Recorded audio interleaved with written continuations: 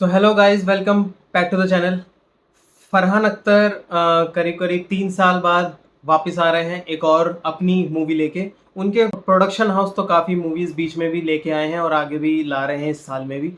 But ये movie है एक वॉर फिल्म एंड मज़ा बहुत आता है जब फरहान अख्तर वॉर फिल्म बनाता है, क्योंकि इससे पहले जितनी भी उसने मूवीज़ बनाई हैं वॉर के ऊपर वो काफ़ी तगड़ी रही हैं। फॉर एग्जांपल लक्ष्य। ठीक है, सो लेट्स सी। ये मूवी बनी है इंडो चाइना वॉर के ऊपर। 120 बहादुर इस मूवी का नाम है। स्टोरी, वॉर, जो रियल स्टोरी है उसके बारे में मैं सब कुछ बताऊंगा। सबसे पहले ट्रेलर देख लेते हैं, क्योंकि मैं भी बहुत ज़्यादा एक्साइटेड हूँ डिफेंस की मूवीज़ को लेकर के और वॉर फिल्म्स को लेकर के। मैं पहले से बहुत ज़्यादा एक्साइटेड रहता हूँ, चाहे वो हॉलीवुड की हो चाहे बॉलीवुड की हो। ठीक है, सो लेट्स सी। पहले ट्रेलर देख लेते हैं, कैसा प्रमाइस है, कौन कौन एक्टर्स हैं इसमें। उसके बाद बात करते हैं स्टोरी के ऊपर एंड मूवी के ऊपर। रेजांगला में 18 नवंबर को क्या हुआ था?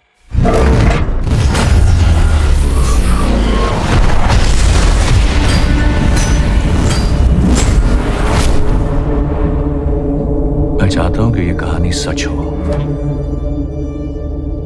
लेकिन बिना किसी सबूत के कैसे?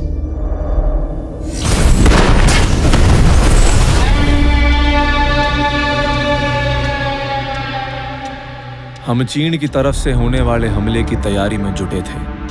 पारा -24 डिग्री के भी नीचे। सिर्फ एक मेजर साहब थे जो ठंड से बेखबर थे। उनके अंदर जैसे कोई आग जल रही हो।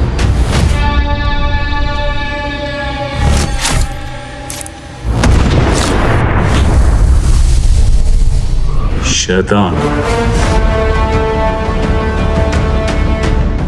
मेरे पिताजी ने कहा था, ये वर्दी सिर्फ हिम्मत नहीं बलिदान भी मांगती है। आज वो वक्त आ गया है। मुझे आखिरी गोली, आखिरी कदम और अपने खून की आखिरी बूंद तक लड़ना मंजूर है, मगर पीछे हटना नहीं।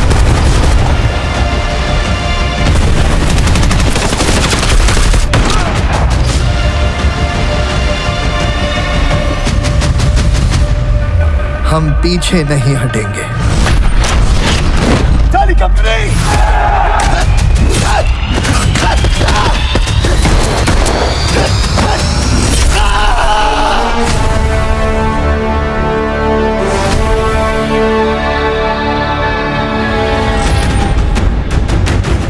दादा की शक्ति दादा की शक्ति।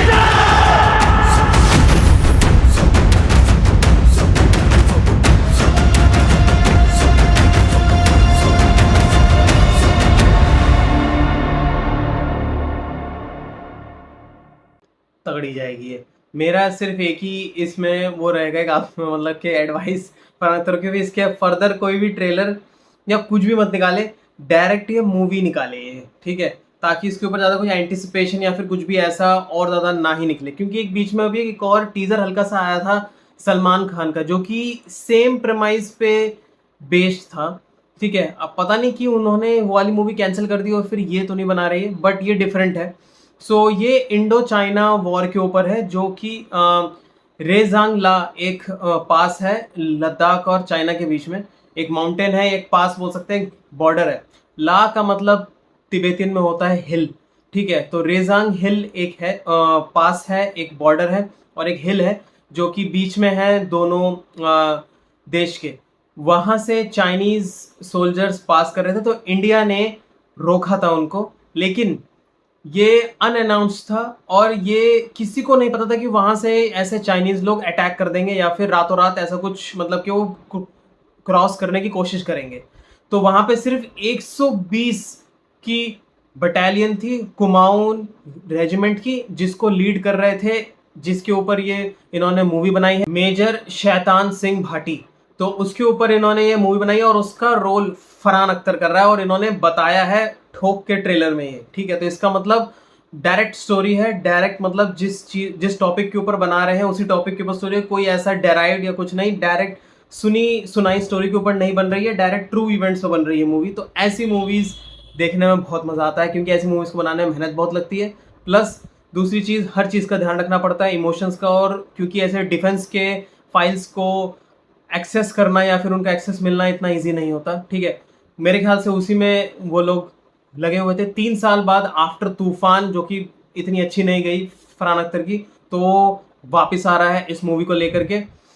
दूसरी चीज़, बहुत कम ऐसे सोल्जर्स हैं, बहुत कम ऐसे मेजर्स हैं जिनको परमवीर चक्र से सम्मानित किया जाता है, ठीक है। एंड ये पोस्टमसली उनको दिया गया था, जो आगे लिखा आया लास्ट में, ठीक है, पीवीसी, तो उसका मतलब है परमवीर चक्र, ठीक है।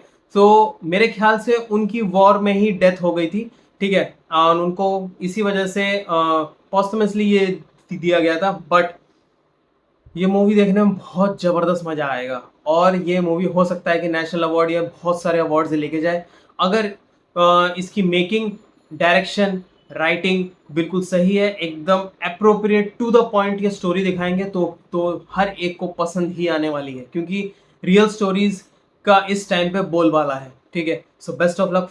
फरहान अख्तर टॉपिक बहुत तगड़ा चूज़ किया है, एंड दूसरा मूवी की डायरेक्शन ट्रेलर से ज़बरदस्त लग रही है, टू द पॉइंट लग रही है, लक्ष्य जैसे फील्स ये दे रहा है, ठीक है। सो लेट्स सी कैसा रहता है। वेरी एक्साइटेड एंड बहुत ज़्यादा एक्साइटेड।